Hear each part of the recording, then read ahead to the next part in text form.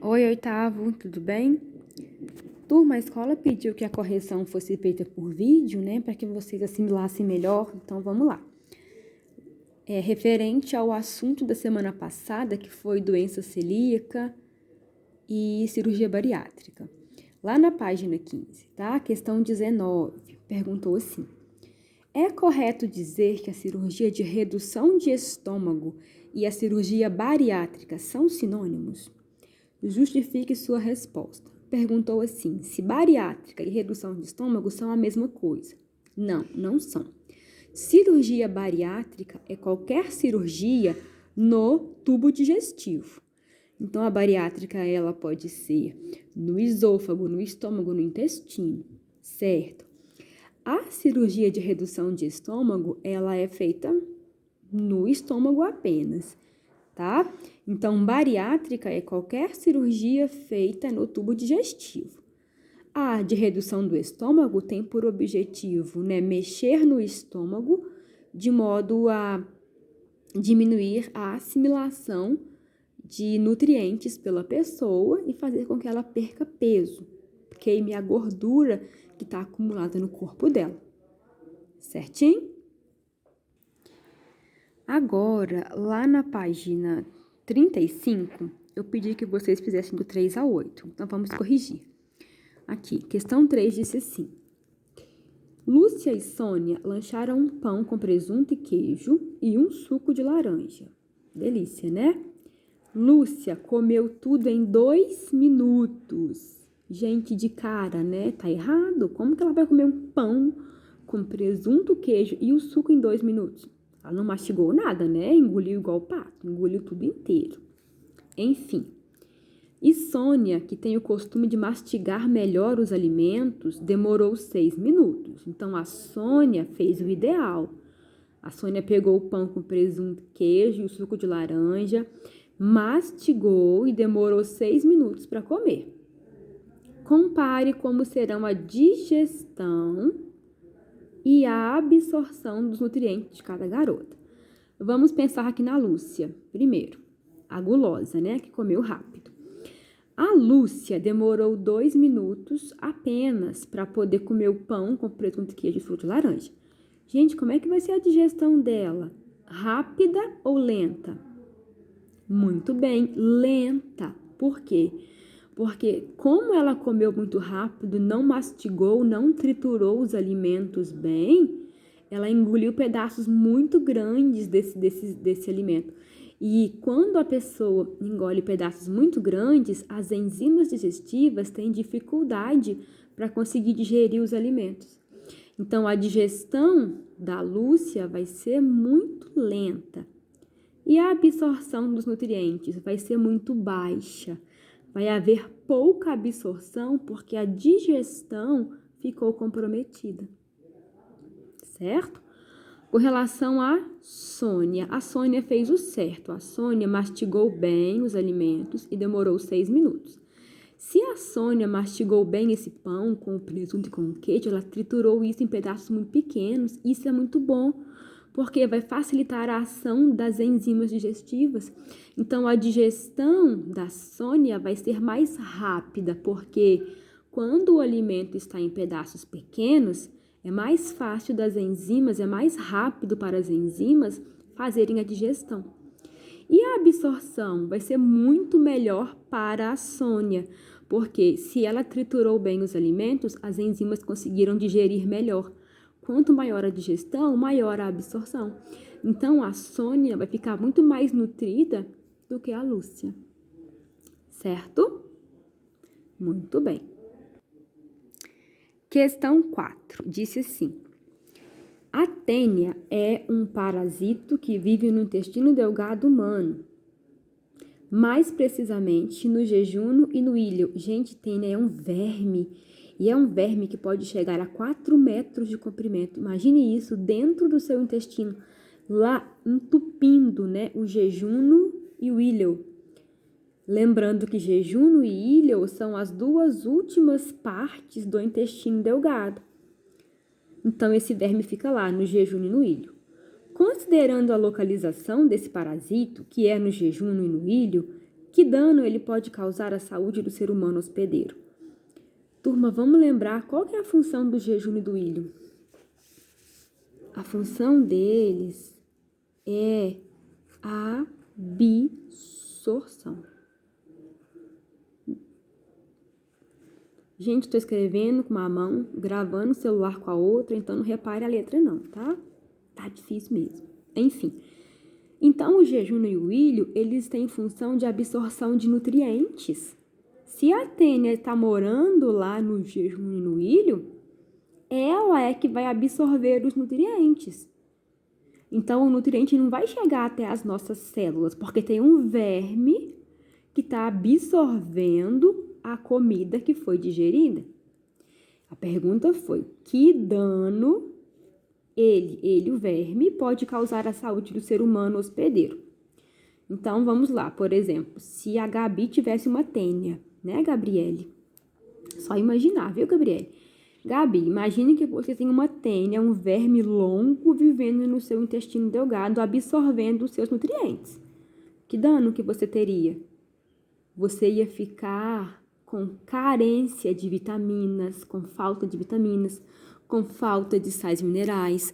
Você poderia ficar com anemia. Por quê? Porque o verme está absorvendo a comida que iria para as nossas células.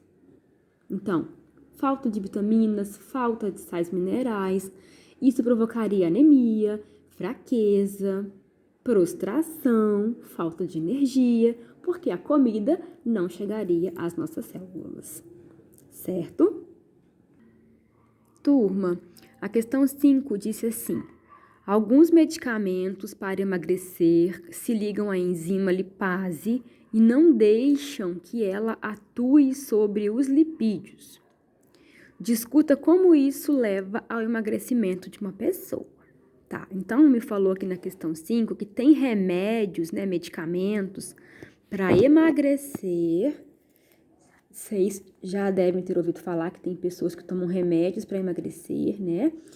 E nesses aqui, que a questão aborda, disse que esses medicamentos, eles se ligam à enzima lipase e não deixa que ela atue sobre os lipídios.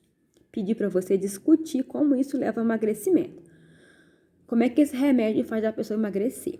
Então, vem olhar um esquema aqui comigo. Essa questão é um tantinho complexa, tá? Então, preste bastante atenção.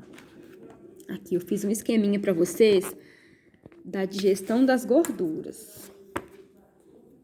Aqui. Perceba o seguinte nesse meu esquema. Eu tenho os lipídios, que são as gorduras, certo? Eu chamo as gorduras comumente de lipídios. Só que as gorduras, elas são macromoléculas. E nós já vimos em aulas passadas que quando a molécula é grande, ela não passa para a célula, porque ela é muito grande, ela não consegue entrar na célula. Então, as moléculas grandes, as macromoléculas, precisam ser transformadas em moléculas pequenas, as micromoléculas. Essas micromoléculas, o meu corpo consegue absorver. Essa micromolécula, ela consegue passar do sangue para as minhas células. Ou melhor, elas conseguem passar do intestino delgado para o sangue e depois para as células. Todo esse processo aqui eu chamo de digestão química. Por que que é digestão química? Porque ele acontece com a ajuda dessa substância aqui que é a lipase. A lipase, lembra, gente? Ela é uma enzima digestiva. Lipase, ou as lipases, as enzimas lipases, elas pegam as macromoléculas, as gorduras grandes, e transformam em micromoléculas, as gorduras pequenas. As gorduras pequenas eu chamo de ácidos graxos. Então, lipídio é a gordura macro. Ácidos graxos é a gordura micro. O que que a lipase faz? Transforma um lipídio grande que não consegue passar para o meu sangue nem para a célula e quebra ele em lipídios pequenos, que são os ácidos graxos. Esses ácidos graxos é que conseguem entrar para o meu sangue e depois para a célula. Aí a pergunta, ela disse assim, questão 5, olha. Alguns medicamentos para emagrecer se ligam à enzima lipase e não deixam que ela atue sobre os lipídios. O que esse remédio para emagrecer faz? Então, esse remédio para emagrecer, imagine que o remédio é esse quadrado aqui, ó. Gente, que quadrado mais imperfeito. Foca, troço. Isso. Ó. Então, imagina que esse quadrado aqui seja o remédio, o medicamento. E esse medicamento, então, ele vai grudar na lipase, que é a enzima. Gente, quando esse remédio grudar na lipase, ele não vai deixar a lipase fazer a ação dela. O remédio impede a lipase de funcionar. Se a lipase não funciona, a macrogordura não se transforma em microgordura. E aí a pessoa emagrece. Por quê? Porque se a enzima lipase não funciona, essa gordura grande, ela não consegue virar uma gordura pequena. Só que o meu corpo só consegue absorver gorduras pequenas. Se eu não tenho lipase funcionando, eu não formo ácidos graxos, que são micromoléculas. E esse lipídio grande, o meu corpo não absorve. Então, isso aqui vai acabar virando, na verdade, fezes. Então, a pessoa não absorve essa gordura e se não absorve, ela emagrece. Interessante, né? Espero que tenham entendido. Um abraço. E questão 6. Turma, questão 6 disse assim. Também é complicadinha, tá? Então, preste bastante atenção. Foca. Isso. Disse assim. Alguns medicamentos para reduzir o colesterol é um tipo de gordura, tá? Impedem a ação da bile. Então, a informação importante está aqui. Tem um remédio, né, um medicamento, que ele é para diminuir colesterol, para reduzir o colesterol. Só que ele também impede a ação da bile. A bile. Explique a razão de esses medicamentos terem efeito na redução dos lipídios no organismo. Como é que esse remédio para diminuir o colesterol, ele vai diminuir os lipídios no corpo? Primeira coisa, gente, nessa questão é lembrar qual é a função da bile para o sistema digestório. Então, vamos lembrar a função da bile? Vem aqui comigo no meu esqueminha. Nós falamos que a bile, ela é uma substância que não é enzima. Ela é produzida no fígado, armazenada na vesícula e ela age como se fosse um detergente. Vamos colocar aqui de novo. A bile tem ação como se fosse o detergente, aquele de lavar vasilha. Por quê? Olha o que ela faz. Imagine que toda essa bola aqui, ó, de caneta roxa, ela é uma gota de gordura. Eu vou chamar de uma gordurona, uma gota de gordura visível a olho nu, tá? Uma gordurona. Então, ela é uma gordura bem grande. A bile, ela vai ser jogada lá no intestino delgado, no duodeno. Então, todas essas bolinhas vermelhas aqui representam a bile. A bile, então, ela vai agir em cima dessas gorduras grandes e vai diminuir o tamanho dela. Perceba que essa bola grandona de gordura, essa gota de gordura grande, ela foi diminuída, olha, e virou várias gotinhas. Isso é o que a bile faz. Ela diminui o tamanho das gorduras. Ela age como se fosse um detergente, né? Como se eu estivesse lavando uma vasilha gordurosa. Então, aquela gordurona, ela sofreu a ação da bile, foi transformada pela bile e virou um monte de gordurinhas. Olha, cada bolinha roxa aqui é uma gordurinha.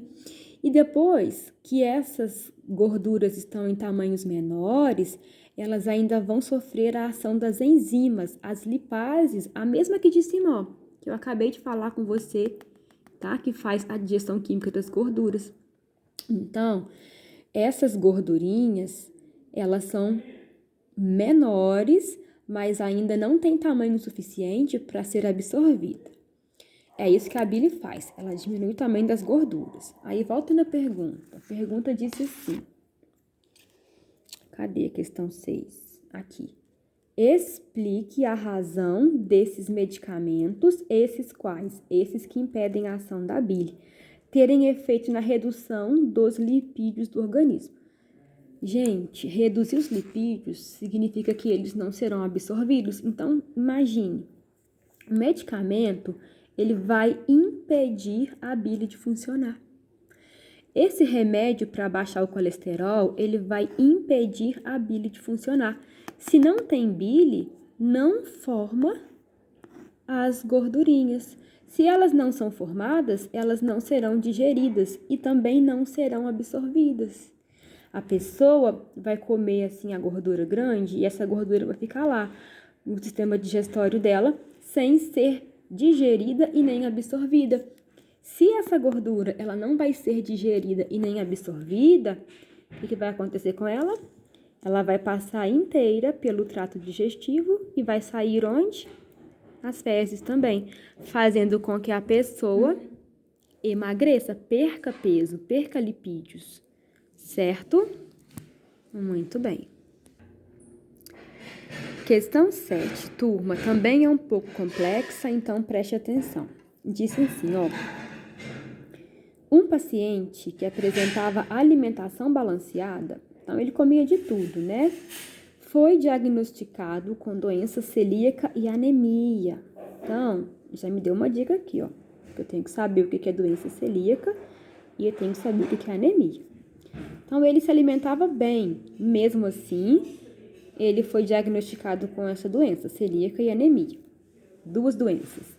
Explique a relação entre esses dois quadros e cite 3 alimentos que devem ser evitados por uma pessoa que apresenta essa doença. Então, vamos entender primeiro a relação entre doença celíaca e anemia. Para isso, eu vou voltar lá na página Foca 17, onde está falando, gente, de doença celíaca, tá? Que é a intolerância ao glúten. Então, preste atenção nesse desenho para a gente entender. Na figura A, eu tenho o intestino delgado de uma pessoa que não é doente. Ela não tem doença celíaca, ela é normal. Então, essa figura aqui é parte do intestino delgado. A figura B mostra o intestino delgado de uma pessoa que tem doença celíaca. Então, esse aqui tem a intolerância ao glúten, que é chamada doença celíaca. Veja que há bastante diferença no intestino de uma pessoa que é normal para uma pessoa que é doente. E a diferença maior, turma, está nessas estruturas aqui, ó, que nós chamamos de vilosidades e microvilosidades. Quando a pessoa é normal, as microvilosidades, elas estão aqui, ó, todas normais, longas. Quando a pessoa tem a doença celíaca, as microvilosidades, elas estão inflamadas. O intestino perdeu as microvilosidades. Então, essas projeções do intestino delgado são chamadas de microvilosidades. Então, aqui é uma microvilosidade, outra. E qual é a função delas? As microvilosidades, elas aumentam a área de absorção de nutrientes. Então, numa pessoa normal, por exemplo, tem aqui um nutriente qualquer, por exemplo, o ferro, tá? Esse nutriente, ele pode ser absorvido por aqui, ele pode cair e ser absorvido por aqui, ele pode cair aqui no meio e ser absorvido aqui no fundo. Então, olha, qualquer parte da microvilosidade é uma área de absorção para o nutriente ferro, certo? Então, quando a pessoa não tem doença celíaca, o intestino delgado dela tem uma grande área de absorção. Agora, imagine uma pessoa que tem doença celíaca. Pega esse mesmo nutriente, o ferro, Fe. O ferro, ele só vai poder ser absorvido aqui, ou aqui, ou aqui. Então, a área de absorção, compare, diminui muito quando a pessoa tem doença celíaca. E o ferro, ele é um nutriente que faz parte do nosso sangue. A falta de ferro leva a uma doença chamada anemia. Se esse ferro não for absorvido, a pessoa vai desenvolver anemia. Então, vamos voltar na pergunta. A pergunta foi a seguinte: um paciente que apresentava alimentação balanceada foi diagnosticado com doença celíaca e anemia. Explica a relação entre esses dois quadros. A relação é a seguinte, olha. Se a pessoa apresenta doença celíaca, as microvilosidades foram todas destruídas no intestino delgado. Sem as microvilosidades, a absorção de ferro diminui muito e ela vai desenvolver uma doença conhecida como anemia, certo? Segunda parte da questão 7. Cite 3 alimentos que devem ser evitados por uma pessoa que apresenta essa doença. Gente, se a doença celíaca é a incapacidade de metabolizar o glúten, e esse glúten gera inflamação, a pessoa ela vai ter que deixar de comer alimentos como trigo, como aveia, como cevada, como centeio e outros, certo? E para fechar, a questão 8 disse assim: as pessoas com intolerância à lactose devem restringir o consumo desse carboidrato, já que ele não é digerido. Então, se você não tem a lactase lá no seu intestino, você não pode comer alimentos que tenham lactose, que é aqueles que vêm do leite e derivados. Nos humanos, a celulose não é digerida, mas é recomendado que todos consumam esse carboidrato, também chamado de fibra alimentar. Compare e discuta essas duas situações. Turma, as plantas têm um carboidrato chamado celulose. Já ouviram falar em celulose? Celulose é esse papel. Essa folha aqui, ó, isso aqui é celulose. Isso aqui é parede celular de planta. Disse assim que ela não é digerida. Mas apesar de não ser digerida, os médicos recomendam que a gente coma a celulose. E que ela também é chamada de fibra alimentar. Aí disse assim: compare e discuta essas duas situações. Então, vamos lá. A primeira situação é essa aqui, ó. As pessoas com intolerância à lactose devem restringir o consumo desse carboidrato, já que ele não é digerido. Veja bem, se a pessoa é intolerante à lactose, é porque falta no corpo dela, você se lembra, a enzima lactase. Se a pessoa não produz a lactase que digere a lactose, ela não deve comer os alimentos que têm leite e derivados. Por quê? Porque essa lactose vai ficar no intestino da pessoa sendo fermentada e vai gerar dor, gases e diarreia. A segunda afirmação é essa aqui, ó. Nos humanos, a celulose não é digerida, mas é recomendado que todos consumam esse carboidrato, também chamado de fibra alimentar. Muito bem, vamos discutir a questão da celulose. A celulose, ela é então um carboidrato que existe na parede celular das células das plantas e o nosso corpo realmente não digere a celulose, ela não é digerida. Isso quer dizer o quê? Que ela vai sair inteira nas fezes, certo? Mas apesar de ela não ser digerida, os médicos recomendam que todos consumam a celulose. Por quê, gente?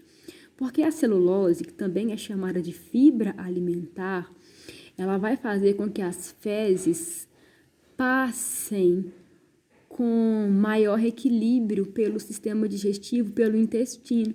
Então, essa fibra alimentar, que é a celulose, ela vai fazer as fezes passarem com mais facilidade, passarem melhor pelo intestino e vai sair nas fezes, certinho? Então, terminamos as correções. Até a próxima.